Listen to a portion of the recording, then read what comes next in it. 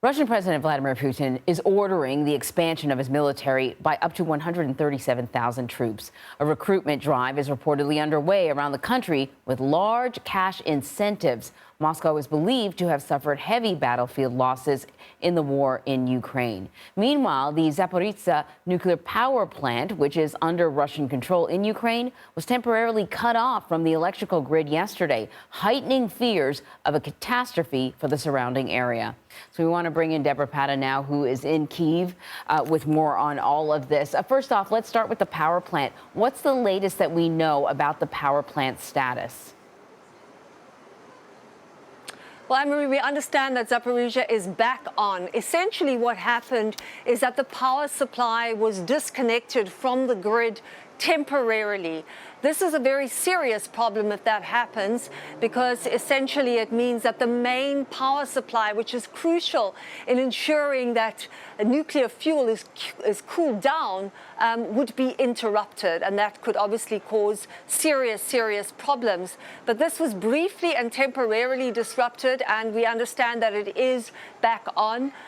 Essentially now there are fears, of course, that this could happen again. There's always been a fear around the Zaporizhzhia nuclear plant, and I guess what this underscores is just how perilous this situation is, that there is fighting going on, a front line in an area where a nuclear accident could take place. This is the first time ever in the history of the plant that the power has been disconnected. Do we know why or how that happened? We do indeed. In fact, what happened was a fire broke out at a nearby coal station, and that affected the lines which connected the power supply. That's why it was disrupted. And I spoke to an expert, and he explained it as follows, that if you're flying in a plane, which has two engines, one engine breaks down, then you're only left with one, you've got a serious problem. That is the problem there. If both go, then what happens at the plant is you're relying on backup energy. That didn't happen. But if that had to happen, then you would be very worried. If the backup energy goes, then you can no longer cool down the nuclear fuel. And in fact, you're looking at a catastrophe that would not only affect Ukraine, but would become a global catastrophe. You know, we spoke to people, we didn't speak to them, but we saw interviews with people who live in the shadow of the nuclear reactors, and obviously they're very concerned, and they too said that it's not just them that's going to die, it could be people elsewhere in Europe if that radiation spreads. So a very worrying situation indeed. We understand that the International Atomic Energy Agency could be coming in the next few days. They want to inspect the site. So listen, before we let you go, I have to ask you about this news out of Russia that Vladimir Putin is looking to expand the military there. We don't have hard numbers when it comes to casualties and injuries, but we're talking about, you know, tens of thousands of Russians.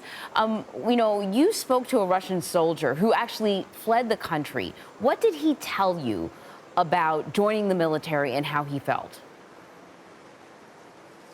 Absolutely fascinating, Anne-Marie. I mean, really, he's essentially the first Russian soldier to break ranks and publish a story. He published it on social media, then he fled the country. He is now in hiding, obviously fearing for his safety, did not reveal his location to us.